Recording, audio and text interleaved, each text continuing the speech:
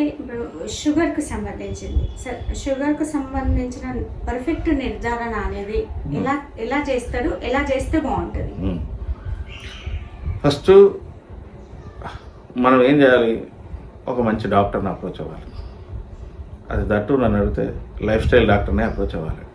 డయాబెటాలజిస్ట్నో లేకపోతే పెద్ద పెద్ద బోర్డులు పెట్టుకుని షుగర్కు ట్రీట్మెంట్ ఇవ్వబడింది అనే డాక్టర్ల దగ్గరికి వెళ్ళొద్దు.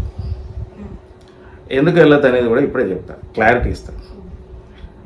ఒకటే ముక్క, డాక్టర్ అనే ఆయన మనకు ఆరోగ్యప్రదాయని అని నమ్ముతున్నాం. ఆయన దగ్గరికి వెళ్ళాలి, మంచి క్వాలిఫైడ్ డాక్టర్ దగ్గరికి వెళ్ళాలి.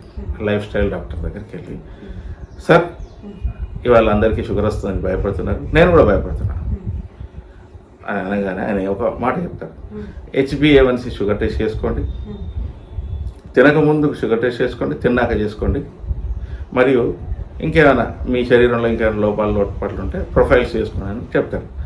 ఆ టెస్ట్ చేసుకొని ఆ రిపోర్ట్ తీసుకొని HbA1c లెవెల్ కనుక 4.5 నుంచి 5.2 మధ్యలో ఉందా, ఏం డోకాలేదు, నార్మల్ అంతే ఉండాలి.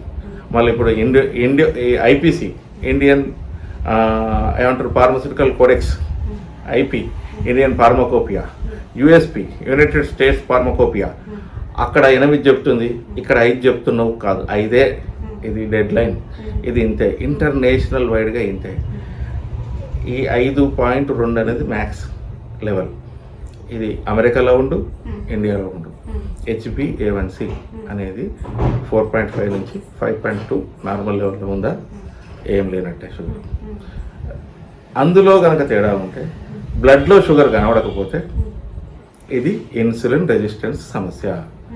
దీనికి ఆ డాక్టర్లు, ఇప్పుడు నేను లైఫ్ స్టైల్ డాక్టర్ దగ్గరికి వెళ్ళాలని చెప్పిన, ఆయన ఏం చేస్తారంటే షుగర్కి మాత్రం రాయడప్పుడు, బాబు నీ శరీరంలో గోదాంలో పెరిగిపోయిన షుగర్ నిల్వలు లెక్క నీ శరీరం అనే గోదాంలో షుగర్ నిల్వలు పెరిగిపోయినాయి అమ్మా బాబు, ఫస్ట్ నువ్వు ఏం చేయాలంటే ఇంటర్మిటెంట్ ఫాస్టింగ్ చేస్తే నీ శరీరంలో ఉన్న ఏదైతే